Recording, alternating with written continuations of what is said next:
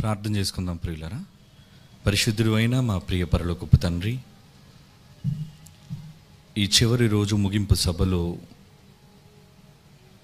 మీరు మీ పిల్లలకు అందించబోతున్న మాటల నిమిత్తమై మీకు ధన్యవాదాలు.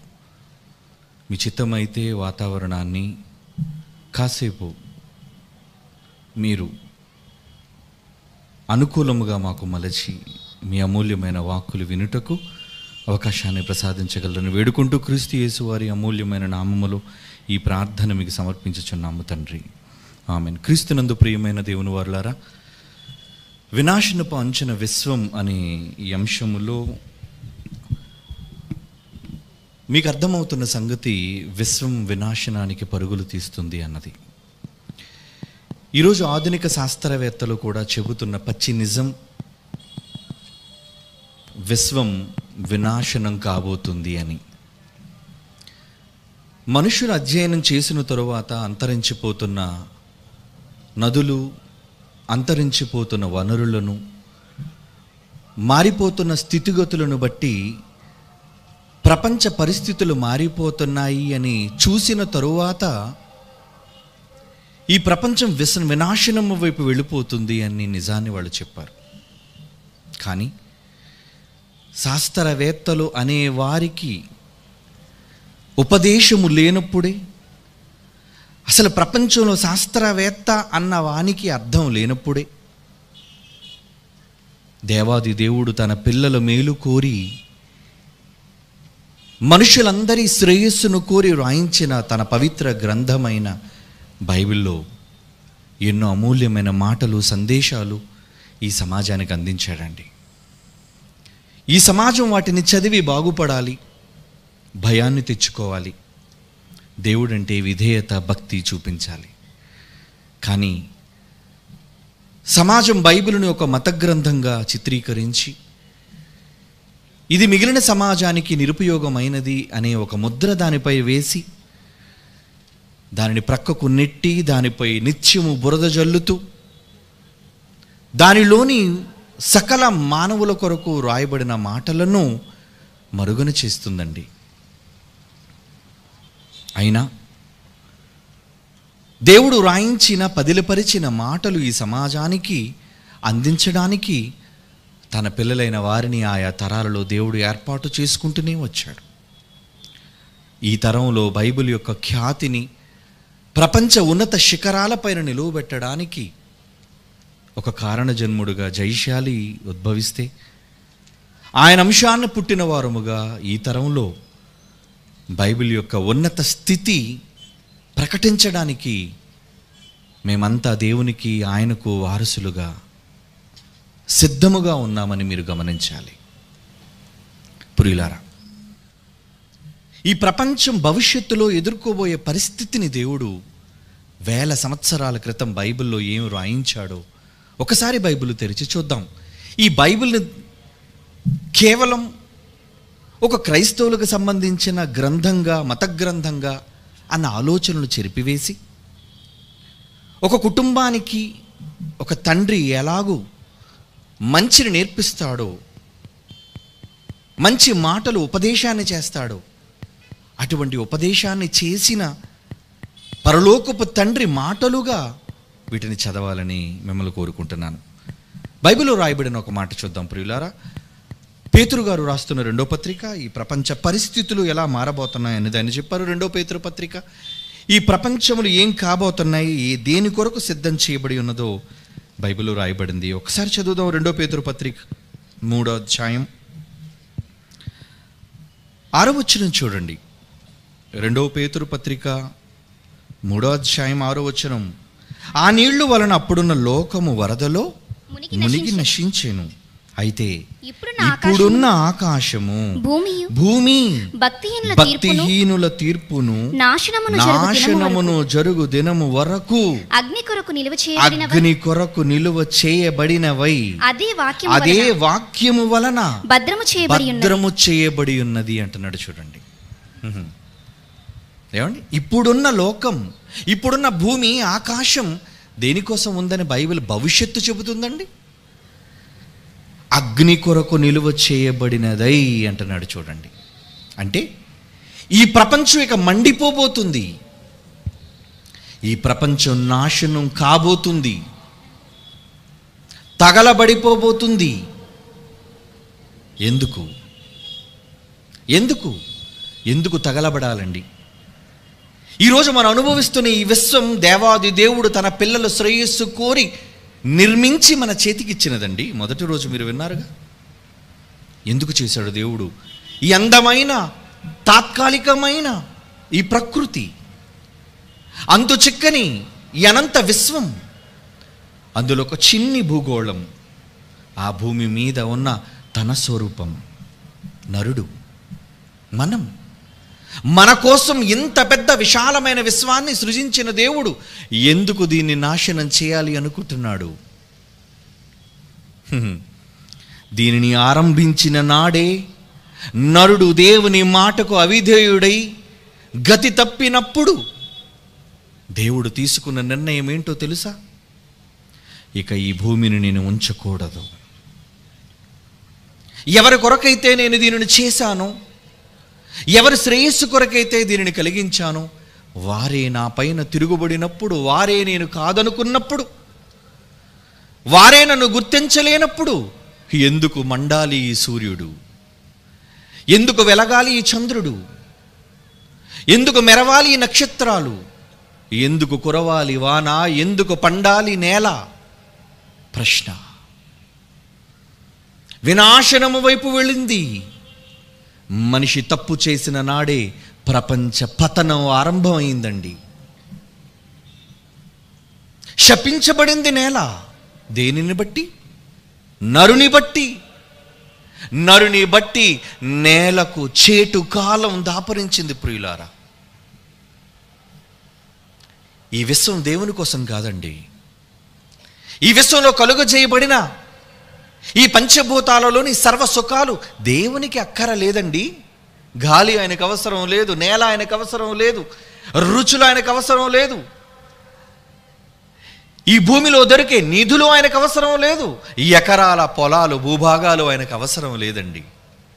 అవన్నీ మీకోసం దేవుడు చేశాడు. కానీ ఎవరి కొరకైతే చేశాడో ఆ కుమారుడే తనకు కాకుండా పోతున్నప్పుడు, ఆ కుమారుడే తనకు వ్యతిరేకంగా విరోధిగా మారుతున్నప్పుడు, తండ్రి మాటను జవదాటుతున్నప్పుడు, తాను కోరుకున్న పిల్లల భూమి మీద అంతరించిపోతున్నప్పుడు ఎందుకు ఉంచాలి ఈ విశ్వాన్ని చెప్పండి? అందుకే ఆరంభమైంది విశ్వ వినాశనం.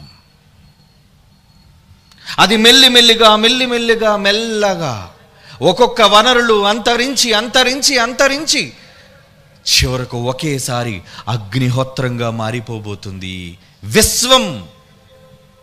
భూమి ఒక్కటే కాదండి.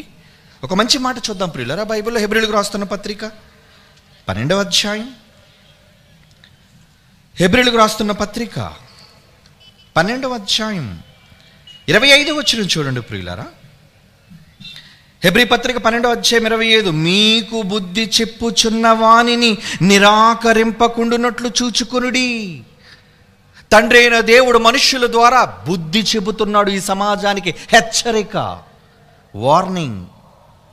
ఒక తుఫాను వచ్చే ముందు హెచ్చరిక, ఒక సునామీ వచ్చే ముందు హెచ్చరిక, ఒక జల విలయం సంభవించే ముందు హెచ్చరిక,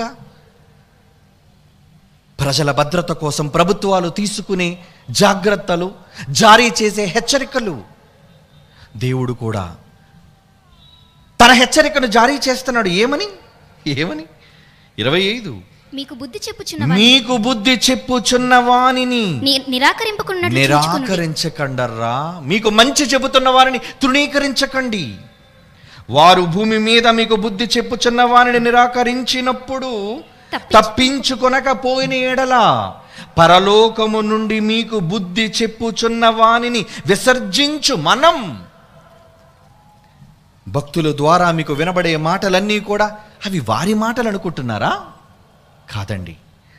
తండ్రి గుండెలోని ఆవేదనను ప్రకటించేవారే దేవుని తరపున వాక్యాన్ని చెప్పే పిల్లలు, ఈ సమాజానికి నీతిని నేర్పించిన దైవజనులు, వాక్యోపదేశకులు.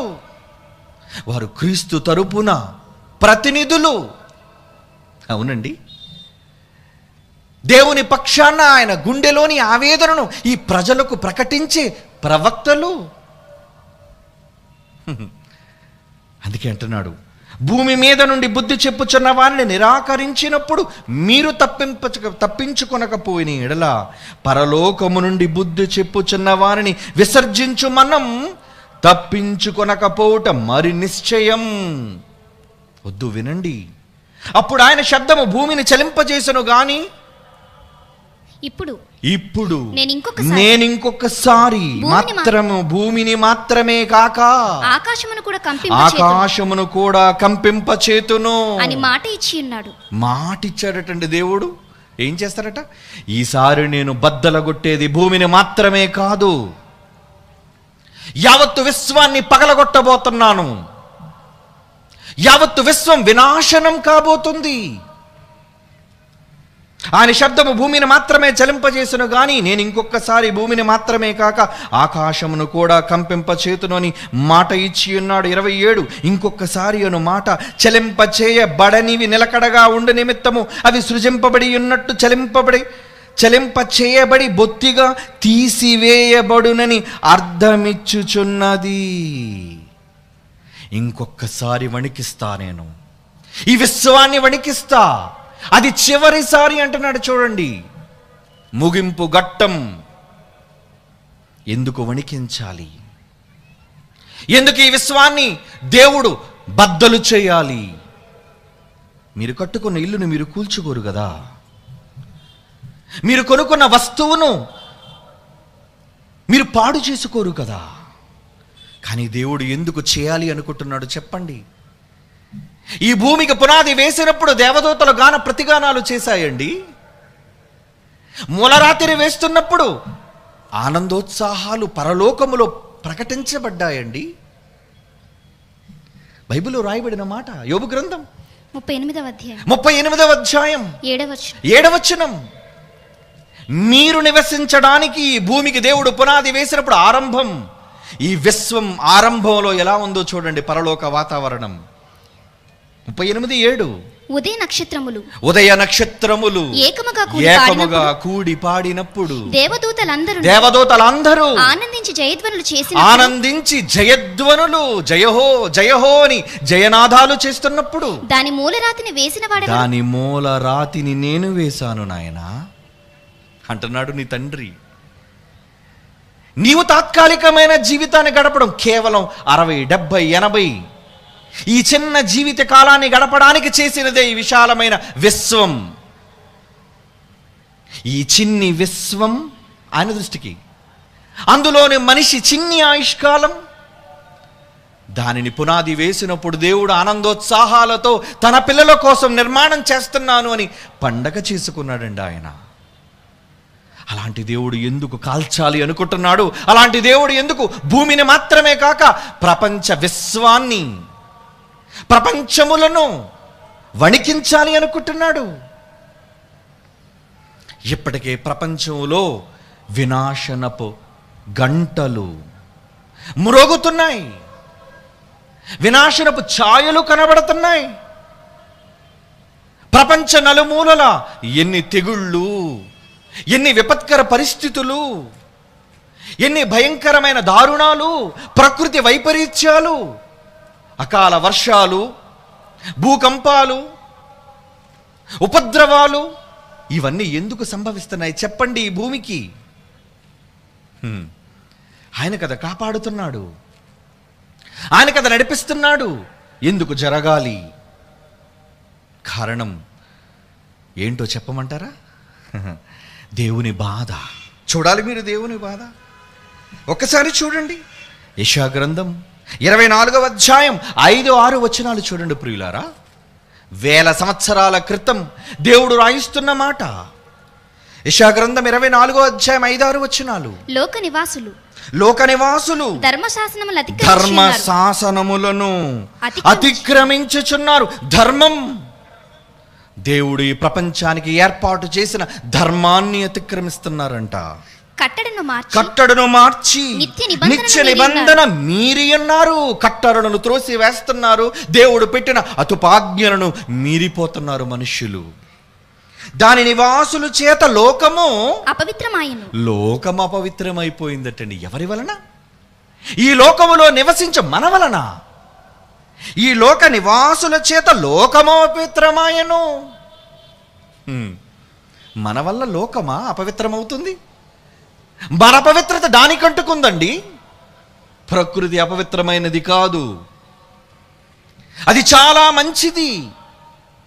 కానీ ఎందుకు అపవిత్రమైనదిగా మారుతుందో తెలుసా? సాక్షాత్తు దేవుని స్వరూపి అయిన నరుడే అపవిత్రుడుగా మారి దేవుని మీద తిరుగుబావుట ఎగురవేయటం వలన ఈ వినాశనం ఈ విశ్వానికి దాపరించింది. దాని నివాసుల చేత లోకం అపవిత్రమాయెను. శాపము దేశమును నాశనము చేయుచున్నది. శాపం, దేవుని శాపం వస్తుందండి. దేవుని శాపం ఈ ప్రజల మీదికి, ప్రపంచ ప్రజల మీదికి వస్తుంది. దాని నివాసులు శిక్షకు పాత్రులైరి అంటున్నాడు. చూడండి, మన వలనే లోకానికి ముప్పు. ఒకనాడు ఈ ప్రపంచం నీళ్లతో మునగడానికి కారణం ఆనాడు నోవహు కాలములో ఉన్న జనం. ఈనాడు ప్రపంచం తగలబడిపోవడానికి కారణం నేడున్న జనం. నాడు జనం, నేడు జనం, అది మనం. మన వలనే విశ్వానికి వినాశనం. ప్రియులారా, తన స్వరూపమందు చేసుకుని తన పోలికలతో నరుని చేసి తన రూపాన్ని వానికిచ్చి తనలా ఉండాలని, తన గుణగణాలు కలిగి ఉండాలని దేవుడు కోరుకుంటే ఎలా కనబడుతున్నాడో మనిషి? స్వార్థపరుడు, ధనాపేక్ష, మోసం, దగ, కుట్ర, ఇవన్నీ దేశమును అపవిత్రపరుస్తున్నాయి అంటున్నాడు. అందుకే ఇప్పుడు మీరు చదివిన మాటలు, శాపము దేశమును నాశనము చేయుచున్నది, దాని నివాసుల చేత లోకం అపవిత్రమాయెను. 24:5 చదువుతున్న మాట. దాని నివాసులు శిక్షకు పాత్రులైరి. శిక్షకు పాత్రులు. ఎందుకు ఉంచాలి చెప్పండి? ఎవరి కోసం ఈ లోకాన్ని ఉంచాలి చెప్పండి? ఎవరు లేరు ఈ లోకంలో. ఆయన అనుకున్న వారు లేకుండా క్షీణించిపోతున్నారు. దేశం ఆయన అనుకున్న వారు లేకుండా సమసిపోతున్నారు, తగ్గిపోతున్నారండి. ఎవరు తగ్గిపోతున్నారట? ఒక మంచి మాట చూపిస్తున్నారా బైబిల్లో, మీరు చదవాలి. మీకా గ్రంథం 7వ అధ్యాయం 2వ వచనం చూడండి ప్రియులారా. మీకా గ్రంథం 7వ అధ్యాయం 2వ వచనం. భక్తుడు దేశములో లేకపోయెను. భక్తుడు దేశములో లేకపోయెను. జనులలో యథార్థపరుడు ఒకడును లేడు. అందరూ ప్రాణహాని చేయుటకై పొంచియుండు వారి. ప్రతి మనుష్యుడు కిరాతకుడై తన సహోదరుని కొరకు వలలు ఒగ్గును. దేవుడు తన పిల్లలను చూస్తున్నప్పుడు, ఈ విశ్వంలో భూమి మీద ఉన్న తన పోలికలతో ఉన్న మనుష్యులను గమనిస్తున్నప్పుడు ఎలా కనబడ్డదట ఈ లోకం ఆయనకి? భక్తుడు దేశములో భక్తుడు లేడు. దేశంలో భక్తులు లేరా? ఏమండి, భక్తులు అనగానే రంగు వస్త్రాలు ధరించి అటు కాషాయమో తెలుపో రంగు బట్టలు ధరించేవాడు కారు భక్తులు అంటే. ఈరోజు చాలా మంది భక్తికి నిదర్శనం రంగు అనుకుంటున్నారు. నో, కలర్ కాదు, రంగు కాదు, నువ్వు భక్తుడువో కాదో చెప్పేది. మరి ఏంటి? బైబిల్ చెప్పింది. దేశములో ఎవరు లేరటండి? భక్తుడు దేశములో లేకపోయెను. జనులలో యథార్థవంతుడు ఒకడును లేడు. ఎలా ఉన్నారట వాళ్ళు? అందరూను ప్రాణహాని చేయుటకై పొంచి ఉండువారు. నీ ప్రక్కనున్న వాడిని హాని చేయడానికా నువ్వు పొంచి ఉన్నావు? వాడెవరయ్యా? నీ పొరుగువాడు. వాడెవడయ్యా? నీ తండ్రి కుమారుడు. వాడు నీలాంటి సగటు సాటి మనిషి. ఏమండి, జంతువుల వల్ల మనుషులు మోసపోతున్నారా? జంతువుల వల్ల మనిషి ఈరోజు దోపిడీకి గురవుతున్నాడా? లేదండి. జంతువు అది దాని స్వభావం. ఒక సింహం అది క్రూర జంతువు. నీవే కాదు, ఏ జంతువు కనబడినా అది తిరుగుబడుతుంది, చీల్చి చంపుతుంది. అది దాని గుణం. కానీ మంచిగా కనబడుతూ నమ్మకంగా నీ పట్ల ఉంటూ నిన్ను ముంచేవాడు, నీకు ద్రోహం తలపెట్టేవాడు, చివరికి నీ అంతు చూడాలని కుట్ర పన్నేవాడు. అవి జంతువులలో లేవు, మనుష్యులలో ఉన్నాయి. భక్తులు లేరు, అందరూ దుష్టులు, దుష్ట సంబంధులు. భక్తుడు దేశములో లేకపోయేనండి. అందరూ ఎలా ఉన్నారట? ప్రాణహాని చేయుటకై పొంచి ఉండును. ప్రతి మనుష్యుడు కిరాతకుడై తన సహోదరుని కొరకు వలలను ఒగ్గుతున్నాడటండి. ఎందుకు నీ సహోదరుని చంపాలనుకుంటున్నావు? ఈరోజు దినపత్రికలు చూడండి, ఈరోజు వార్తా ఛానల్స్ను చూడండి, అందులో వచ్చే న్యూస్ ఏంటి? ప్రొద్దున లేచిన నాటి నుంచి సమాజంలో జరిగే భయంకరమైన దుష్ట పరిణామాలు. ఎవరిని చంపారు, ఎవరిని చెరిచారు, ఎవరిని దోపిడీ చేశారు, ఇవే కదండి వార్తలంటే. సమాజాన్ని మేల్కొలిపే వార్తలేవి చెప్పండి. సమాజానికి మంచి విలువలు నేర్పించే పత్రికలేవి చెప్పండి. సమాజానికి దైవ భీతిని నేర్పించే ఛానళ్ళు ఏవి చెప్పండర్రా? అందుకే భక్తుడు దేశములో కరువైపోతున్నాడు. ఈ దేశం పాడు కావడానికి కారణం భక్తులు లేకపోవటమే. వినాశనం రావడానికి కారణం భక్తుల సంఖ్య తగ్గితే దేశం వినాశనపు అంచులకు పోతుంది. ఇది బైబిల్ చెబుతున్న భవిష్యత్తు, హెచ్చరిక. ఏమండి, ఒక వార్త మీకు చూపిస్తాను చూడండి. ఒక మత సంబంధమైన నాయకుడు, ఒక పార్టీకి చెందిన నాయకుడు తన దేశ నివాసులతో ఏమంటున్నాడో చూడండి. క్లిప్ చూపించండి, క్లోజప్ చేయనా. ఏమండి, భారత్ హిందువులదే. శివసేన భారతదేశం తొలుత హిందూ దేశం అని తర్వాత ఇతరులదు శివసేన వ్యాఖ్యానించింది. భారత హిందువులది మాత్రమేనన్న ఆర్ఎస్ఎస్ చీఫ్ మోహన్ భగవత్ వాక్యాలను సమర్థిస్తున్నట్లు తమ పార్టీ, వాడిని సమర్థించే ఒక పార్టీ. అంటే ఈరోజు పార్టీలను మనం ఎన్నుకుంటున్నామంటే ప్రజలందరికీ సమానమైన న్యాయం చేయవలసిన రాజకీయ పార్టీలు. అది ఏ పార్టీ అయినా కానివ్వండి. నువ్వు రాజకీయంలోకి అడుగు పెట్టి ప్రజాసేవ కోసం నువ్వు వచ్చావు అంటే సకల ప్రజలకు న్యాయం, నీతిని చేయవలసిన వాడిగా ఉన్నావు. అందుకే ప్రజలు నిన్ను ఎన్నుకున్నారు. నువ్వేమంటున్నావు? పదవిలోకి వచ్చిన తరువాత, అధికారంలోకి వచ్చిన తరువాత తమ పార్టీ పత్రిక సామ్నాలో పేర్కొంది, క్రైస్తవులకు అమెరికా, యూరప్, బౌద్ధులకు శ్రీలంక, మయన్మార్ లాగా హిందువులకు భారతం మాత్రమే ఉంటుందని తెలిపింది. అటు కేంద్రంలో హిందుత్వ అనుకూల ప్రభుత్వం అధికారంలో ఉన్న రామ మందిర నిర్మాణం జరగకపోవటంపై మండిపడింది. చూసారా కిరాతకులు. నిజంగా సహోదర భావంతో భారతీయులంతా మనమంతా ఒకే దేశ నివాసులమని భక్తి భావనతో బ్రతుకుతున్న ఈరోజు ఇస్లాం, హైందవ, క్రైస్తవ సోదరుల మధ్య చిచ్చు పెడుతున్న దుర్మార్గులు అండి వీళ్ళు. జాగ్రత్త, ఇలాంటి పార్టీలను గురించి జాగ్రత్త. ప్రమాదకరమైన వాళ్ళు వీళ్ళు. మనుషుల మధ్య విద్వేషాలను రెచ్చగొట్టే వాళ్ళు వీళ్ళు. ఏమండి, అంటే నమ్మకానికి ఒక దేశం ఇవ్వాలా? ఎవరయ్యా నువ్వు? నీ పొరుగువాడు ఎవరనుకుంటున్నావు? ఇప్పుడు చదవడం మేక 2:7 భక్తులు దేశములో లేకపోయిన వీడా దేశభక్తుడు? చెప్పండి. సారే జహాసే అచ్చాన పాట పాడినవాడు కాదండి దేశభక్తుడు. ఈరోజు మనం పాట పాడుతున్నామే, సారే జహాసే అచ్చా హిందూ సితాహ మారా అంటున్నామే. ఇది మనందరిది భారతదేశం. మన తాత తండ్రులు, మన ముత్తాతలందరూ ఈ దేశంలో పుట్టారండి, ఈ గడ్డపై పుట్టారు. ఇందులో క్రైస్తవులది అమెరికా అట, బౌద్ధులది మయన్మార్ అట, శ్రీలంకట. ఏంటండి వేర్పాటు భావాలు? భక్తులు కారు వాళ్ళు, దైవద్రోహులు. ఈరోజు క్రైస్తవ హక్కుల కోసం మనం ఎందుకు నిలదీయాలి చెప్పండి? ఈ అవసరత ఎందుకు వచ్చింది చెప్పండి? ఎందుకు చర్చిలను కూలగొడుతున్నారు? ఎందుకు దేవుని సేవ చేస్తున్న సేవకులను గాడిదల మీద గుళ్ళు కొట్టి ఊరేగిస్తున్నారు చెప్పండి? ఎన్ని దారుణాలు! ఈరోజు భారతీయ జనతా పార్టీ అధికారంలోకి వచ్చిన తరువాత ఎంత ఘోరమండి. ఏం మాట్లాడుతున్నాడు చూడండి. ఒక భక్తుడు మరలా ఈ పార్టీ అధినేతమైన వాడు ఏమంటున్నాడు చూడండి. ఇంకొకటి అమిత్ చూడండి, క్లిప్ చూడండి, ఎంత హాస్యాస్పదం అండి. మోడీ ఓడిపోతే దేవుళ్ళు దేవతలు ఆగమ్మవుతారట. విడుదల చెప్పారు వచ్చే దేవతలందరూ.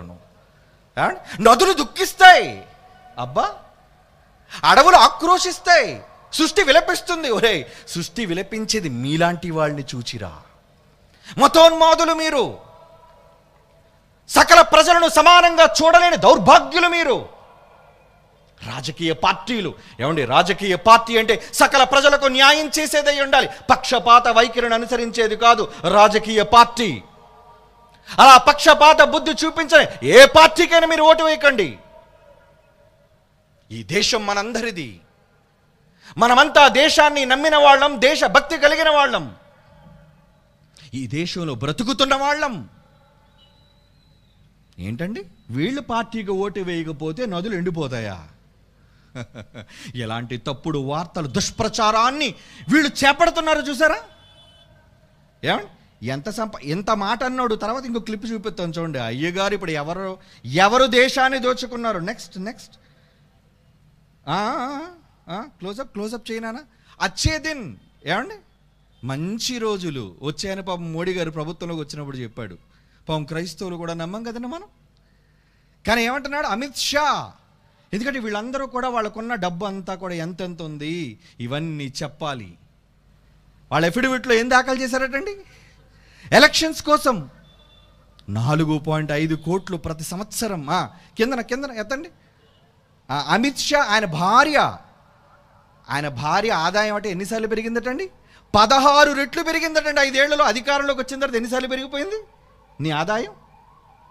ప్రజల కోసం ప్రాణం పెట్టేవాడు, ప్రజల కోసం త్యాగం చేసేవాడు నీకున్న ధనాన్ని ఖర్చు పెట్టాలి. నువ్వు ప్రజాధనాన్ని దోపిడీ చేసి ప్రజల కష్టాన్ని దోచుకొని నోట్ల మార్పిడి అని, ఆ మార్పిడి అని చెప్పి విదేశాల నుంచి నల్లధనాన్ని తీసుకొస్తామని చెప్పి ఈ రోజుకి దగ్గర పడిపోయి ఎలక్షన్స్. ఏది నల్లధనం?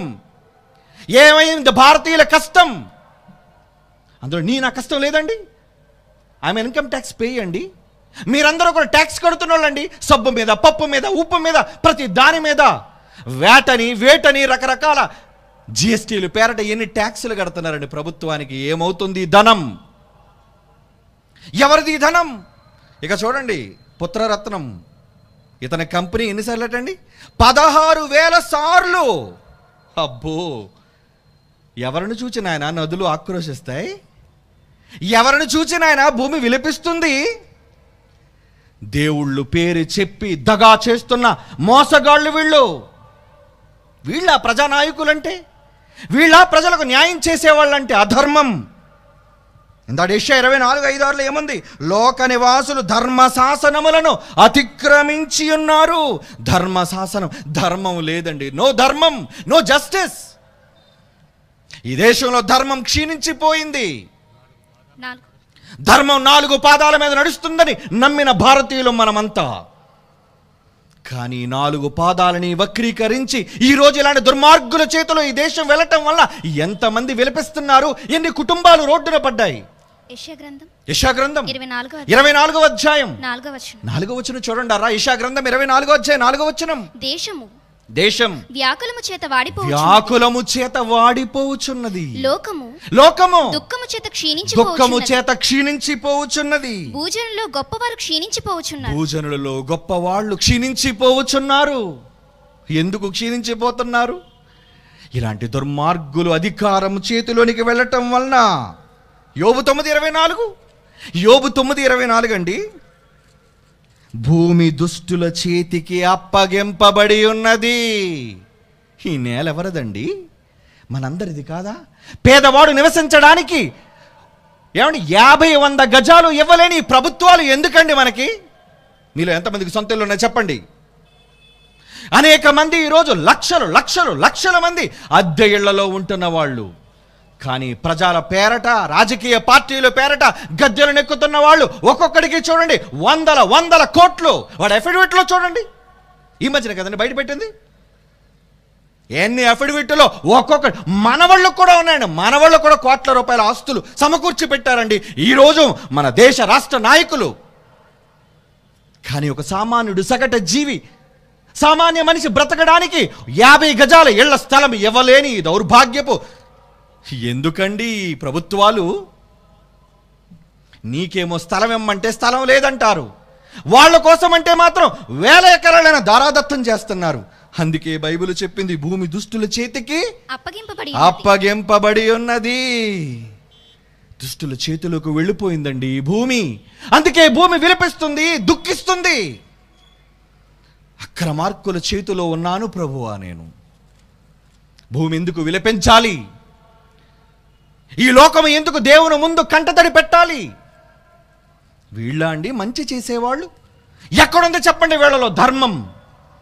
ఈరోజు దేశాన్ని మతాల పేరట, కులాల పేరట విడదీసే వేళ్లలో ఉందనుకుంటున్నారా ధర్మం, నీతి? లేదండి, లేదు.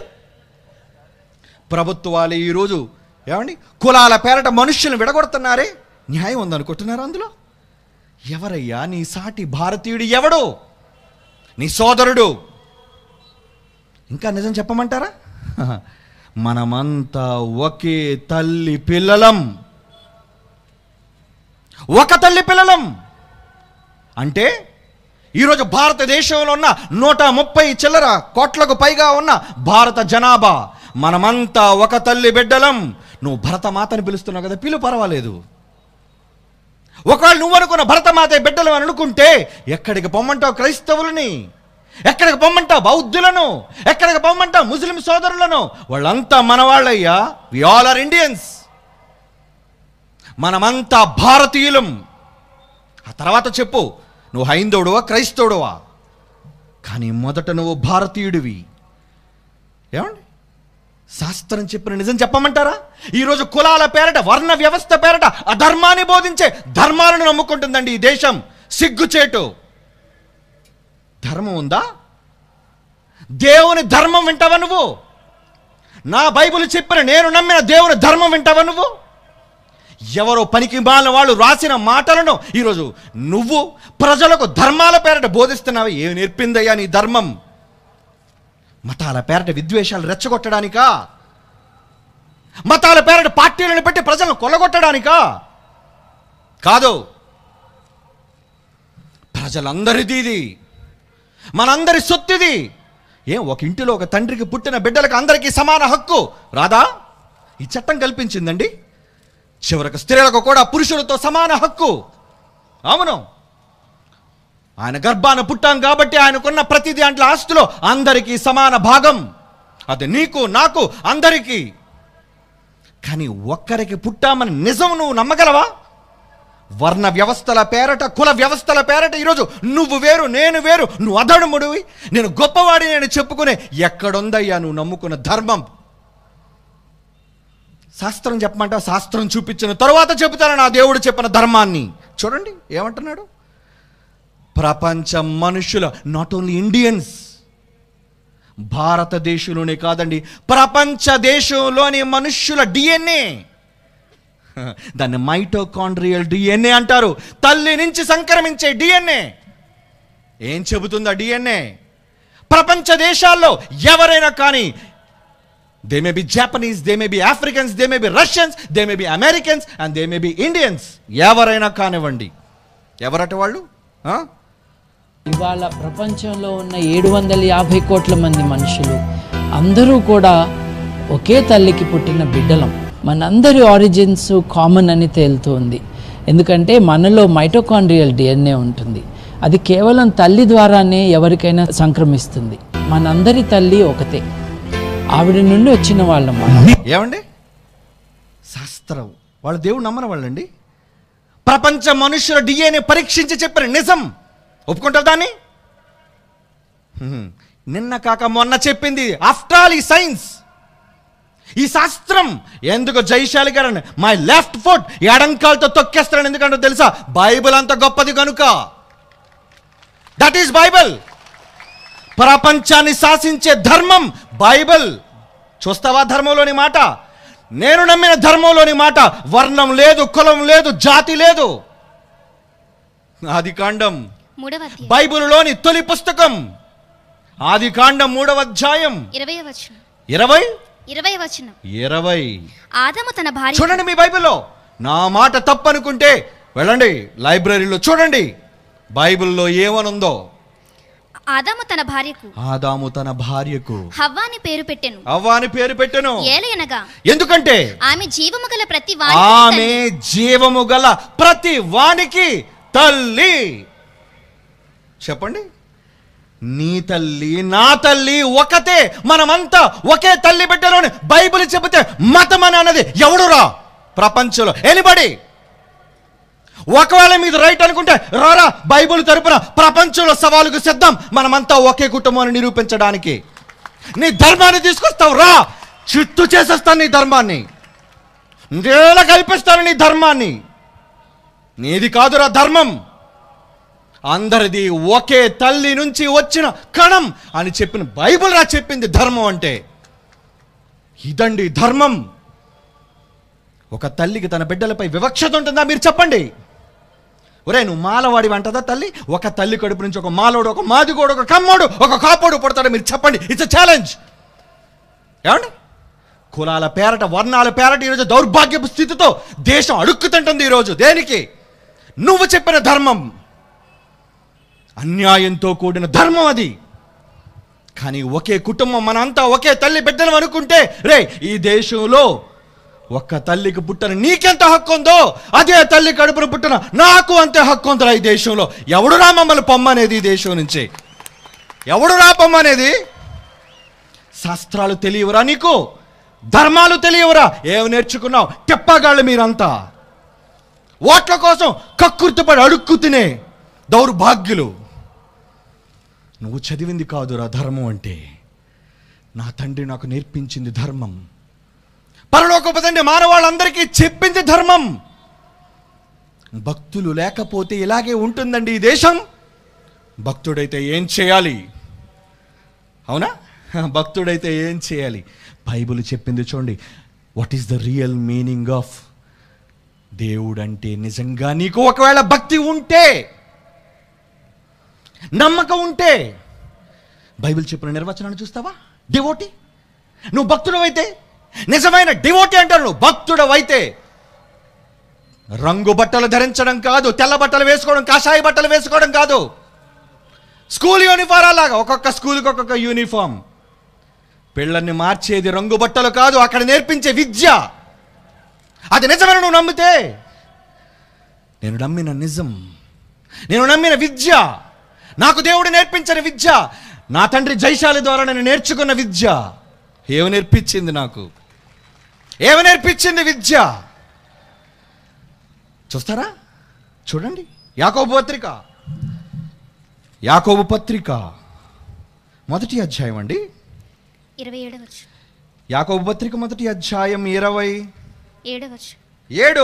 తండ్రి అయిన దేవుని ఎదుట పవిత్రం నిష్కలంకమైన భక్తి ఏదంటే, దిక్కులేని పిల్లలు అనేక మంది అభాగ్యులుగా రోడ్డు మీద ఉంటున్నారా?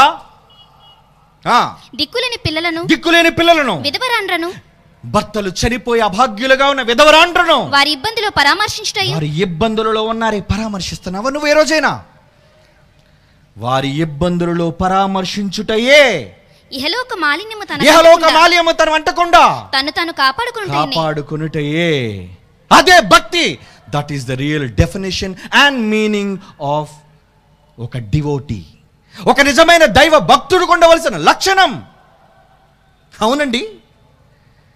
ఎవరు చేస్తున్నారు చెప్పండి? రోడ్ల మీద చూడండి ఎంతమంది అభాగ్యులుగా ఉన్నారు, ఎంతమంది అనాథులుగా ఉన్నారు. ఏ రోజైనా వాళ్ళకి పట్టెడు అన్నం పెట్టగలుగుతుందా? ఏం చేస్తానండి ఇది ప్రభుత్వాలే ఉంటే ఎందుకు అనాథులుగా వాళ్ళు మిగులుతున్నారు? ఎందుకు రోడ్ల మీద, స్టేషన్లోను, బస్ కాంప్లెక్స్లోను, వీధి పక్కన పడుకుంటున్నారు? ఏ వివక్షత నీకు? ప్రజలను ఏలడానికి వచ్చావు కదా, ఏలిక. ధర్మం లేదా నీకు? బట్టలేసుకొని చూపించడం కాదయ్యా భక్తి అంటే. నీ క్రియలలో చూపించు. దేవుడు అన్నాడు, నీ కంటి ముంద ఉన్న నీ సహోదరుని ప్రేమించలేని నీవు నా ధర్మం చెబుతున్న మాట. కంటి ముందు ఉన్న నీ సహోదరుని, మొదటి యోహాను పత్రిక 4వ అధ్యాయం 20వ వచనం. మొదటి యోహాను పత్రిక 4వ అధ్యాయం 20. తాను చూచిన నీ కంటి ముందు కనిపిస్తున్న నీ సహోదరుని చూచి వాడి ఇబ్బందుల్లో ప్రేమించని వాడు తాను చూడని దేవుణ్ణి ప్రేమిస్తున్నానని చెప్పడం ట్రాష్, అబద్ధం రా. అబద్ధపు మాటలు మాట్లాడొద్దు. అదండి బైబిల్ నేర్పించిన ధర్మం. ఆ ధర్మం నేర్చుకున్న వాళ్ళం గనికే ఈరోజు all India true Christian council ద్వారా దేశవ్యాప్తముగా ఎన్ని కార్యక్రమాలు చేస్తున్నామో ప్రత్యక్ష సాక్ష్యంగా చూద్దరు కానీ ఎన్ని ఒక్కసారి మా వెబ్సైట్ ఓపెన్ చేసి చూడండి. ఎంతమందికి అన్నదాన కార్యక్రమాలు, ఎంతమందికి రక్తదాన కార్యక్రమాలు, ఎంతమందికి విధవరాండ్రకు, దిక్కులేని పిల్లలకు ప్రతి వారం జైశాలి వారసులుగా, దేవుని వారసులుగా, క్రైస్తవులుగా ఈ దేశంలో ఎంతో మందికి చేస్తున్న సహాయం ఎవరండి చేయగలుగుతున్నారు? అనేక మందికి చూపిస్తున్న ప్రేమ, ఆదుకుంటున్న విధానం, దుస్తులకు పంపిణీ, దుప్పట్లు పంపిణీ, ఏమండి రోడ్ల మీద పడుకున్న వాళ్ళని లేపి అర్ధరాత్రి పూట, ఏమండి ఇదిగోండి ఎవరండి చూస్తున్నారు ఇలాంటి వాళ్ళని? విధవరాండ్రుగా, దిక్కులేని వారుగా, తల్లిదండ్రులు లేని వాళ్ళుగా ఉన్న వాళ్ళకి ఎవరండి పట్టడి అన్నం పెట్టగలుగుతున్నారు? మాకేం పట్టిందండి? మేము ప్రభుత్వమా? ప్రభుత్వాలు చేయవలసిన ఈ పనిని ఈరోజు క్రైస్తవులుగా మేము ఎందుకు చేయాలి? మత మార్పిడనే మతం రంగు పొలగకురా దౌర్భాగ్యుడా. మా తండ్రి మాకు నేర్పించిన ధర్మ కార్యక్రమాలవన్నీ మతంలో కలుపుకునే నీచమైన పనులు కాదు. నువ్వు చెబుతున్నావు మతంలో కలుపుకునే దౌర్భాగ్యపు ఓసర వెళ్ళే మాటలు. మేము చూపించేది ప్రేమరా, లవ్. యేసు ప్రభువు నేర్పించింది ప్రేమరా. నీ సహోదరుని ప్రేమించమని చెప్పాడురా. మాకేమవసరం? విదేశాల డబ్బు లేదు, విదేశాల గుడి మెట్ల మీద అడుక్కు తినేవాడు కాదు. ఇండియా దేశంలో జైశాలి ఆయన వారసులుగా మేము మాకున్న కష్టార్జితంలో, మాకున్న త్యాగంతో, మాకున్న ధనాన్ని వెచ్చించి ఈరోజు all India true Christian council ద్వారా ఎన్ని ఉత్తమమైన కార్యక్రమాలు చేస్తున్నాయో దానికి ఈ పత్రికలు సాక్ష్యం, దానికి ఈ టీవీ ఛానళ్ళు సాక్ష్యం. ఎందుకు చేస్తున్నాం? ధర్మం గనుక, భక్తులు దేశంలో ఉండాలి గనుక. వద్దా? చెయ్యొద్దా? ఇలాంటి ఉత్తమమైన కార్యక్రమాలు చెయ్యకూడదా? చెయ్యాలి. ఎందుకు చేస్తున్నావు తెలుసా? భక్తులు దేశంలో ఉండాలి. ఇలాంటి భక్తి కార్యక్రమాలు చెయ్యకపోతే దేశం సమసిపోతుందర్రా. మీ మేలు కోరి చేస్తున్నాం, మీ మంచి కోరి చేస్తున్నాం. ప్రభుత్వాలు చేయవలసినది మాకేం అవసరం అర్రా? కానీ మేము చేస్తున్నది కేవలం దేవుని ముఖం చూచి మీరంతా మా సోదర సోదరీమణులని, మనమంతా ఒక తల్లి పిల్లలమని, మనందరినీ కన్నది ఒకే తండ్రిని, ఇంత ప్రేమతో మంచి ఉత్తమమైన నీతి కార్యాలు చేస్తున్నప్పుడు ఎందుకండి ఇవా అనవసరంగా నోరు పారేసుకుంటున్నారు? చేతనైతే మాకంటే గొప్పగా చేసి చూపించండి, మేము కూడా హర్షిస్తాం, చప్పట్లు చరుస్తాం నీకోసం. అంతేగాని దేశాన్ని మతాల పేరట, కులాల పేరట విడదీయడం తప్పు. చేయకండి, అది తప్పు. నా ధర్మంలో, నేను చదివిన బైబిల్ ధర్మంలో నాకు నేర్పించింది ఏంటో తెలుసా? అందరికీ ప్రేమ చూపించాలి. ఈరోజు నాయకులుగా నిలబడిన అనేక మందికి ధర్మాన్ని నేర్పింది నా ధర్మం బైబిల్. ఒక ఎగ్జాంపుల్ చూపించమంటారా? చూపించండి. ఏమంటున్నాడు? యేసుక్రీస్తు తమ జీవితాలకు మేలుకొలుపని గ్రహించి చాటి చెప్పిన మహనీయుల మాటలు. ఈ ప్రపంచంలో పరిపూర్ణమైన వ్యక్తి అంటూ ఎవరైనా ఉన్నాడంటే అది యేసు మాత్రమే అన్నది ఒక మహాత్ముడు. తర్వాత నెక్స్ట్, నేను ఆకలి కొల దప్పిక కొల వారికి మరియు రోగిని ఉన్న వారికి సేవ చేస్తాను, ఎందుకంటే వారిలో కనిపించేది యేసును నేను ప్రేమిస్తున్నాను అంది ఒక మదర్ తెరీసా. దానికి మూలం బైబిల్. దేవుడు మనకిచ్చిన బహుమతి అది దేవుడు ప్రతి మనిషి మధ్య అనుసంధానమై ఉంటుంది అని అన్నాడు ఒక గొప్ప నాయకుడు అబ్రహాం లింకన్. ఆయనకు బైబిల్ స్ఫూర్తి. ఎదుటి మనిషిని రక్షించడానికి తన ప్రాణాన్ని అర్పించిన దేవుడిని ఎక్కడా చూడలేదు, ఒక యేసును తప్ప అన్నది ఒక వాణిజ్య, ఒక మ్యూజిక్ డైరెక్టర్ కీరవాణి. ఇంకా క్రిస్టియానిటీ అంటే అందరి దృష్టిలో ఒక మతమే కావచ్చు, కానీ నాకు మాత్రం బాధ్యత, ఎందుకంటే నాకు దేశ భక్తిని నేర్పించింది క్రైస్తవ్యం. పవన్, నువ్వు నాయకుడు కావాలి అంటే కమాన్ బైబిల్ నేర్చుకోయ్యా, నాయకుడు అవుతావు. ఇంకా ఇంకా నెక్స్ట్ నాతో సహా అనేక మంది క్రైస్తవ్యాన్ని స్వీకరించడంలో బలమైన కారణం కల్మషం లేని క్రీస్తు ప్రేమ మాత్రమే అందొక గాయని. ఇంకా ఒకవేళ యేసు కాలంలో నేను పాలస్తీనాలో పుట్టి ఉంటే నా గుండెలో ప్రవహించే రక్తంతో యేసు పాదాలను కడిగేవాడు అన్నాడు స్వామి వివేకానంద. ఇక ఆయన గురువు యేసుక్రీస్తు ఒక గొప్ప యోగి, ఆయన ప్రేమగల దేవుని కుమారుడు, మానవాళి కొరకు ఆయన రక్తాన్ని చిందించాడు అన్నాడు రామకృష్ణ పరమహంస. ఈ దేశంలో పుట్టిన వాళ్ళు వీళ్ళంతా. గురువులు మనిషి బాహ్య జీవితాన్ని మాత్రమే సంస్కరించగలరు, అయితే యేసుక్రీస్తు మనిషి అంతర్గతంగా పరివర్తన తీసుకుని రాగలడన్నాడు సర్వేపల్లి రాధాకృష్ణ. ఆయనకి ఇచ్చింది స్ఫూర్తి బైబిల్. ఏమండి, ఇక మమతా బెనర్జీకి చాలామంది ఉన్నారండి ఇలా చెప్పుకుంటూ పోతే. ఏమండి, ఒక నాయకురాలు మమతా బెనర్జీ ఏమంటుంది చూడండి, బాధతో ఏమంటుంది చూడండి, నేను ఎందుకు క్రైస్తవురాలిగా పుట్టలేదు. ఏ ఒక పేపర్ స్టేట్మెంట్ ఎందుకు ఇచ్చింది? బికాజ్ మనిషిని ప్రేమించడం నేర్పించింది క్రైస్తవ్యం మాత్రమే. ప్రపంచ మనుషులని సమానంగా చూడమని నేర్పించింది క్రైస్తవ ధర్మం మాత్రమే.